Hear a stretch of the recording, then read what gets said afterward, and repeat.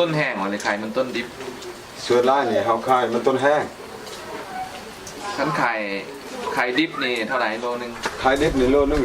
300เงินเวียดเงินห้า300เงินกีบแต่ส่วนล่างเนี่ยพวกเขาไม่ได้ขายดิบส่วนล่างเนี่ยพวกเขาขายแห้งได้เท่าไหร่ขายแห้งอยู่แต่ก้อนนี่โลนึง1,100ดีนี่โล700โครงการนั้นเพิ่นมาให้จากซอยนี้เพิ่นมาซอยมาช่วยทางโครงการ1ละจากซอย2อันทำอิฐกันแม่นมันต้นนี่แหละเพิ่นมาให้แนวพันธุ์มันต้นจักนี่บ่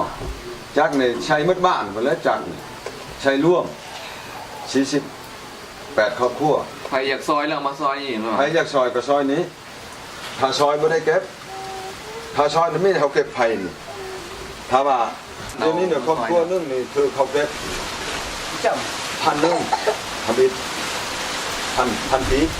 เดือนนึงนี่ไผ่ถือกัน10,000กันช่วง10,000พันเช้ากับช่วงเช้าให้เจ้าของไผ่ขาไผ่ไม่ได้เก็บขาจักซอยไม่ได้เก็บของจักรวม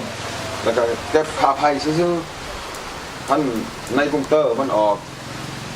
เงินนี่คือ10,000ก็ใช้10,000ให้เจ้าของไผ่